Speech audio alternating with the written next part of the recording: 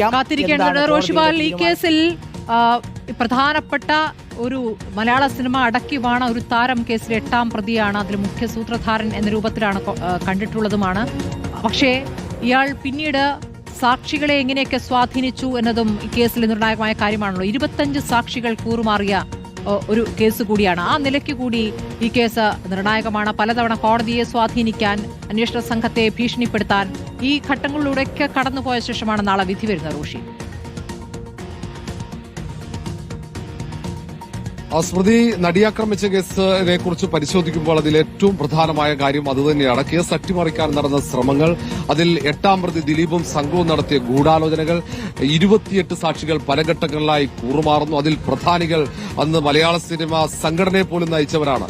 ഇടവേള ബാബു, നടൻ സിദ്ദിഖ്, ബിന്ദു പണിക്കർ, ഭാമയടക്കമുള്ള പ്രധാനികളൊക്കെ നേരത്തെ FIS നൽകിയ മൊഴികളിൽ നിന്നും